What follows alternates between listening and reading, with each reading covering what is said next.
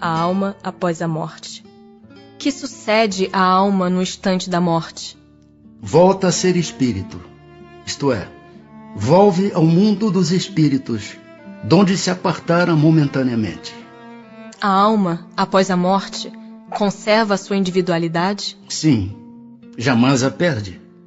Que seria ela se não a conservasse? Como comprova a alma a sua individualidade, uma vez que não tem mais corpo material? Continua a ter um fluido que lhe é próprio, haurido na atmosfera do seu planeta, e que guarda a aparência de sua última encarnação, seu perispírito. A alma nada leva consigo deste mundo? Nada, a não ser a lembrança e o desejo de ir para um mundo melhor. Lembrança cheia de doçura ou de amargor, conforme o uso que ela fez da vida. Quanto mais pura for, melhor compreenderá a futilidade do que deixa na terra. Que pensar da opinião dos que dizem que após a morte a alma retorna ao todo universal? O conjunto dos espíritos não forma um todo? Não constitui um mundo completo? Quando estás numa assembleia, és parte integrante dela, mas não obstante, conservas sempre a tua individualidade. Que prova podemos ter da individualidade da alma depois da morte? Não tendes essa prova nas comunicações que recebes? Se não fosses cegos, verias. Se não fosses surdos, ouverias. Pois que muito a miúde uma voz vos fala, reveladora da existência de um ser que está fora de vós. Em que sentido se deve entender a vida eterna? A vida do espírito é que é eterna. A do corpo é transitória e passageira. Quando o corpo morre, a alma retoma a vida eterna. Não seria mais exato chamar vida eterna a dos espíritos puros? Dos que, tendo atingido a perfeição, não estão sujeitos a sofrer mais prova alguma? Essa é antes a felicidade eterna. Mas isto constitui uma questão de palavras.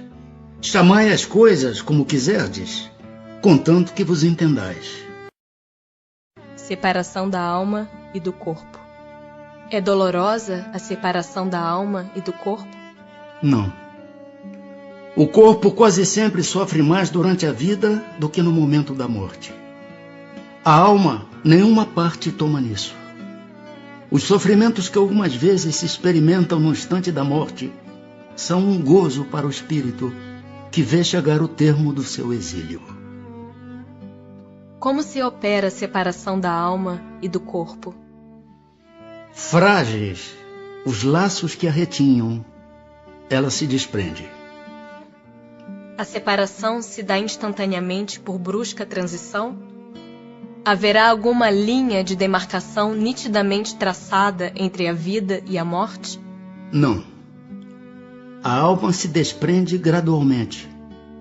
Não se escapa como um pássaro cativo a que se restitua subitamente a liberdade.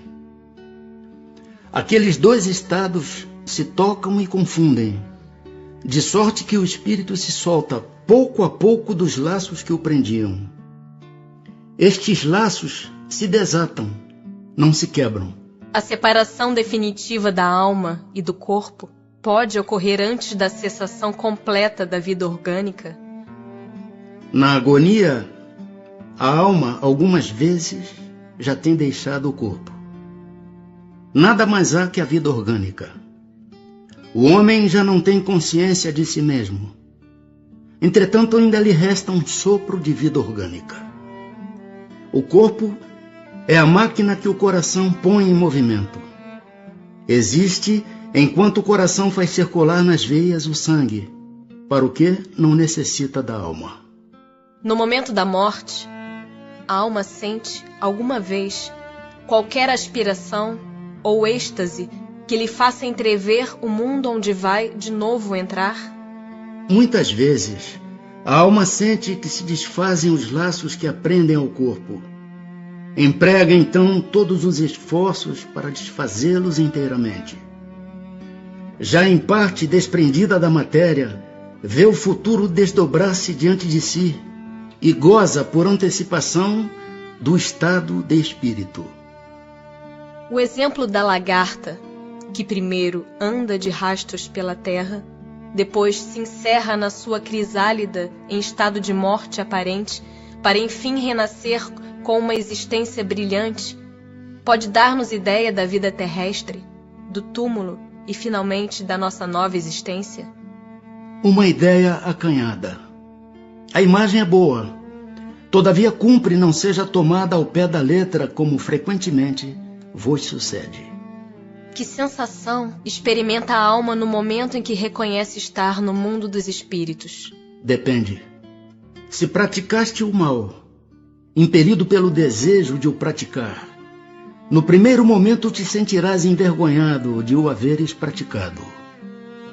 Com a alma do justo, as coisas se passam de modo bem diferente. Ela se sente como que aliviada de grande peso, pois que não teme nenhum olhar indagador. O espírito se encontra imediatamente com os que conheceu na terra e que morreram antes dele? Sim, conforme a afeição que lhes votava e a que a eles lhe consagravam. Muitas vezes aqueles seus conhecidos o vêm receber à entrada do mundo dos espíritos e o ajudam a desligar-se das faixas da matéria. Encontra-se também com muitos dos que conheceu e perdeu de vista durante a sua vida terrena. Vê os que estão na erraticidade, como vê os encarnados e os vai visitar.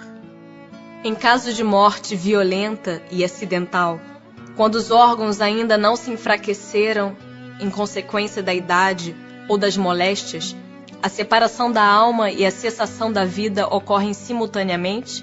Geralmente assim é. Mas em todos os casos, muito breve é o instante que medeia entre uma e outra. Após a decapitação, por exemplo, conserva o homem por alguns instantes a consciência de si mesmo?